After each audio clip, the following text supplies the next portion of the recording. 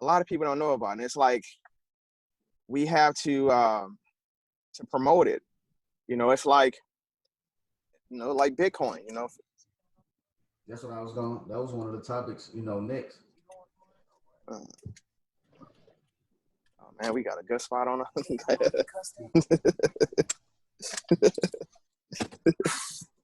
but like Bitcoin, there were folks who were clowning me about Bitcoin in 2015. Now they have business cards talking about that they're Bitcoin consultants. What?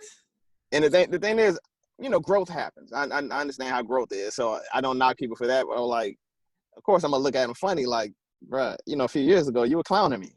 Yeah, you calling it damn. But now you teaching folks how this works. That was that conversation we had. I'm like, man, what the hell is a Bitcoin? Are you saying something else? But I just you said this is money. This is worth money. Like, I would have got it. But speaking of Bitcoin and one of the cryptocurrencies I say for me has been a conversation piece for the last couple of years is Ripple, and I know you're familiar with it. So one thing I saw is that Bank of America partnered with Ripple, as well as who runs Ripple. It was 3 companies: American Express, PNC, and MoneyGram. And I don't think people are aware of like the transitionings that are happening. You know what I'm saying? I saw analog and digital. That was with the TV. And now it's like we're going from paper money to digital money, but it's been a slow process happening, like slowly but surely. You go to a store, they say, we can only take your card or just exact change. It's like it's talking about a coin shortage. Yeah. You motherfuckers I know you can make the coins. Yeah. Y'all produced all this paper money, but I go along with it just to understand. Like, I understand what's going on. Yeah, we're in what's called we're still in the early mass adoption stage. So we're not in the early stage. So the early stage of crypto was the wild, wild west. Yeah. If I'm supposed to be sending you 10,000 Bitcoin, and I leave a character off in that address, it goes to the wrong wallet, and nothing can be done about it.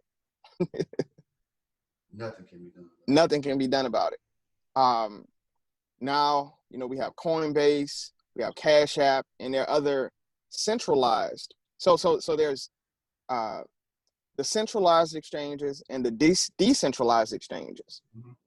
And the decentralized exchanges are more in line with how Bitcoin and other cryptocurrencies are actually supposed to operate. So Ripple would be considered centralized. So the idea of Bitcoin is to get away from the bank, whereas Ripple is a cryptocurrency that's attached to the banks. And so mathematically, like when people say Bitcoin, they don't trust Bitcoin because it's not backed by anything. Well, one, there's no currency, no government currency that's currently backed by anything. That's one. And what Bitcoin is backed by is math. There will only be ever in existence 21 million Bitcoin. And each Bitcoin breaks down to 100 million Satoshi.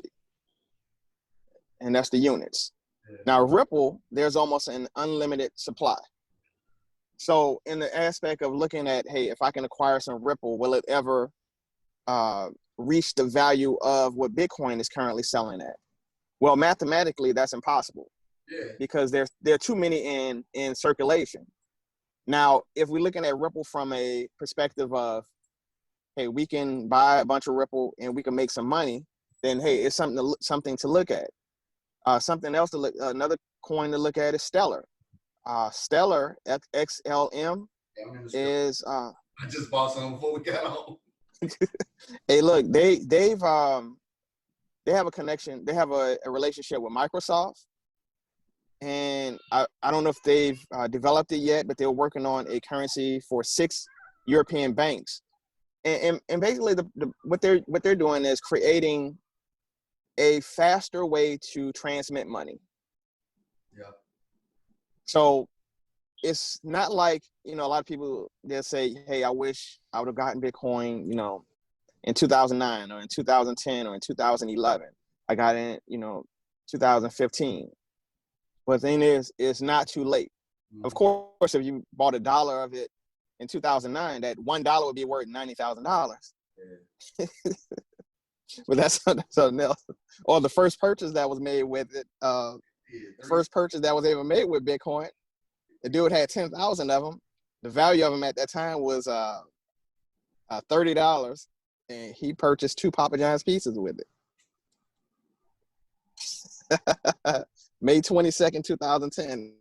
It's like it's a holiday. It's called Bitcoin Pizza Day right now. Man, But the thing is, if you don't know, you don't know. But we kind of have an idea now. Hey, like right now, it's like, hey, look, we see where things are going. We see that there are things that we've learned over the years and that we've seen, and we have the opportunity now. There's a window of opportunity to prepare ourselves for the future. So it's like, as it relates to Bitcoin, of course, you want to purchase an amount that you can afford. Look at it first as, if you can afford to lose it, buy as much as you can. But don't go in debt. Don't hurt you, harm yourself. Take money out of your household, thinking that. It's like this credit card right quick. No, not at all, not at all. But you have it as in your budget. My wife, the time she'd be like, Terrence, why are you buying? Can you stop buying Bitcoin and stock? And I'd be like, no, no.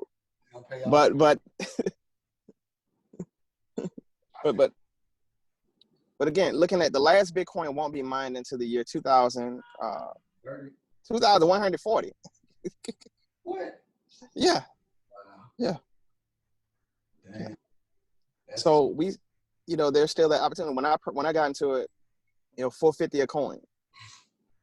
When Ethereum came on the market, I was telling you the other day, when Ethereum came, it was $12 a coin. I'm so mad. I want to kick my own self in the ass. Well, look at it like this. There are other coins that are coming up. There are coins that are coming up that are currently, you can get several for a penny. Yeah, I know. And the matter is, it's about really taking the time to study. What is the purpose of these coins? That's why. I'm sorry. No, that's why I like Ethereum. Ethereum having the access to the smart contract. So exactly. We doing contracts every day, whether that's verbal, you know what I'm saying, that where people don't even understand, like, this is a smart contract. The smart contract is gonna deal with births, deaths, all kinds of things. So why not study the technology and invest into it? So it's not like just throwing your money away. You're actually helping it move forward, so it can be a utility, like I say, quote unquote, utility stock or utility currency. And exactly. You know what I mean? Exactly. Well, Ethereum is a platform. First, it was the second. It was the second major cryptocurrency to come along, and it had a specific purpose. So on Ethereum, a lot of other coins and platforms and projects are being developed. So on the Ethereum blockchain, a lot of the services of the financial, or how should I put it? There are a lot of services offered by the financial services industry, but they're not offered to the masses. They're offered to those who are upper income. Well, there are platforms that are being developed or projects that are being developed on top of the Ethereum platform that makes those projects, those opportunities accessible. I'm gonna tell you what that and made me think. What's that? Salt corn. That's where I'm going. Being able to get a loan. You did. Yes. Yes. So you being able to get a loan based on the cryptocurrency that you own, where it's not looking at your credit score and other factors that lending institutions are looking at. So there are others. There's DAI, DAI, and I can't even think. There's a bunch of them. To where you basically place your cryptocurrency in that wallet, and then you can borrow against a certain percentage of the value of that wallet. So it's still growing in, it's still, if that cryptocurrency increases in value, you'll experience that. And there are platforms where they actually pay you a percentage for holding. They call it staking fees. Like on Coinbase. Yeah, that's exactly. So what It's all. I'm sorry. Go ahead. my bad. Go ahead, finish. Yeah. They call it decentralized finance, DeFi. It's a whole movement called DeFi. I sent you an ebook on it. I got so much. I come across, so much information, but they have it like set up to where, let's say you have 10,000 DAI coins. You can stake the coins, and then you could borrow like 7,500 from it. So as that DAI, if it's increasing in value, when you pay it back, it's yours that you're paying back. And so you're being rewarded for the staking. You benefit from it, the increase in the value of the coin, and you have access to be able to use it in real time. To where, let's say you need that money for something else, or you're going to trade cryptos, or you're going to purchase some other cryptos with it, or you're going to just cash it out and use it to pay some bills. But it's just opening up the opportunities to really play with your money. So in the financial services industry, they have certain insurance policies that wealthy individuals purchase, whereas they're able to, let's say, put $100,000 in an insurance policy, but be first in line to borrow against that policy. So that policy is still in place, and it's receiving annual dividends, and they basically can pay it back themselves. So they call it their own. They call it family banking. There's this guy, Nelson Nash, and Pamela Yelling. Nelson Nash, his is bank on yourself, be your own banker, and Pamela Yelling, one of a similar title, but that's what they basically teach. But this is not available to individuals if they earn under a certain dollar amount in annual income. But in the cryptocurrency world, this has been, as of now, there's a window of opportunity where this is open to everyone who owns cryptocurrency to almost do something similar.